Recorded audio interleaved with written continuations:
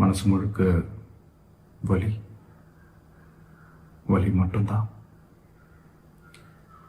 இந்த சுற்றுப்பயணத்தில் என்னென்ன மக்கள் பார்க்க வராங்க, அதுக்கு ஒரே ஒரு காரணம் தான், அவங்க என் மேலே வச்சிருக்கிற அன்பும் பாசமும். அந்த அன்புக்கும் பாசத்துக்கும் நான் எப்பவும் கடமைப்பட்டிருக்கிறேன். அதனால தான் இந்த சுற்றுப்பயணத்தில் மற்ற எல்லா விஷயங்களையும் தாண்டி மக்களுடைய சேஃப்டி, அதில் எந்த காம்ப்ரமைஸும் பண்ணிடக்கூடாதுன்றதுக்காக தான் அது என் மனசில் ரொம்ப ஆழமாக இருக்கும் அந்த எண்ணம். அதனால தான் இந்த அரசியல் காரணங்கள் எல்லாத்தையும் தவிர்த்துட்டு ஒதுக்கி வச்சுட்டு மக்களுடைய சேஃப்டி மட்டும் மைண்டில் வச்சுக்கிட்டு அதுக்கான இடங்களை சூஸ் பண்ணுறது, அதுக்கான இடங்களை பார்த்து பெர்மிஷன் கேட்கறது, போலீஸ் டிபார்ட்மெண்ட்டில் அதை ரிக்வெஸ்ட் பண்ணி கேட்போம்.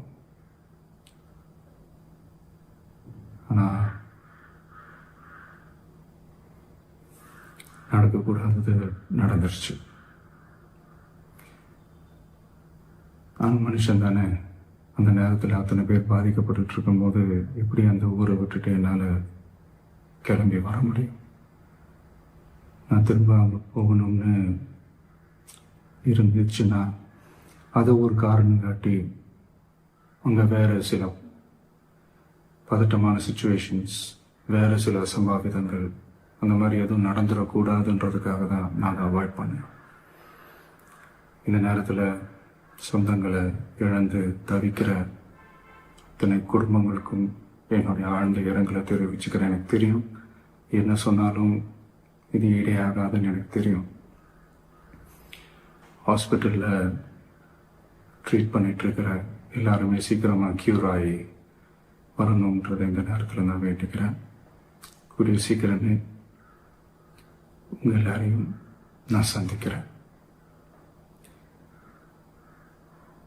இந்த நேரத்தில் எங்களுடைய வலிகளை, எங்களுடைய நிலைமையை புரிஞ்சுக்கிட்டு எங்களுக்காக பேசின அரசியல் கட்சிகளை சார்ந்த நண்பர்கள், தலைவர்கள் அனைவருக்கும் என்னுடைய நன்றியை தெரிவிச்சுக்கிறேன். கிட்டத்தட்ட ஒரு 5 மாவட்டத்துக்கு பிரச்சாரத்துக்கு போனோம். இந்த மாதிரி எதுவுமே நடக்கல. ஆனால் கரூரில் மட்டும் ஏன் எப்படி நடக்குது, எப்படி நடக்குது? மக்களுக்கு எல்லா உண்மையும் தெரியும். மக்கள் எல்லாத்தையும் பார்த்துக்கிட்டு இருக்கிறாங்க. கரூரை சேர்ந்த அந்த மக்கள் அந்த உண்மையெல்லாம் வெளியில் சொல்லும்போது எனக்கு கடவுளே நேரில் வந்து இறங்கி அந்த உண்மைகள்லாம் சொல்கிற மாதிரி எனக்கு தோணுச்சு. சீக்கிரமே எல்லா உண்மைகளும் வெளியில் வரும்.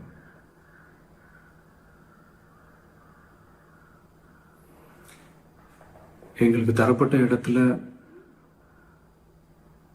நாங்கள் போய் அந்த ஸ்பாட்டில் நின்று நாங்கள் பேசிட்டு வந்தோம். அதை தாண்டி எந்த தவறும் எங்கள் சைடில் நாங்கள் எதுவும் செய்யலை.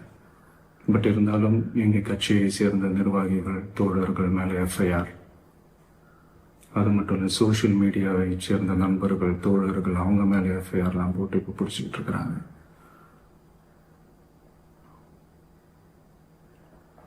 சிஎம் சார், உங்களுக்கு ஏதாவது இந்த பழி வாங்கணும் அப்படின்ற எண்ணம் ஏதாவது இருந்துச்சுன்னா என்ன வேணாலும் பண்ணுங்க. அவங்க மேலே கை வைக்காதீங்க. நான் ஒன்று வீட்டில் இருப்பேன், இல்லை நான் ஆஃபீஸில் இருப்பேன். என்ன வேணாலும் செய்யுங்க. நண்பர்களே, தோழர்களே, நம்மளுடைய அரசியல் பயணம் இன்னும் ஸ்ட்ராங்காக, இன்னும் தைரியத்தோட கண்டினியூ ஆகும்.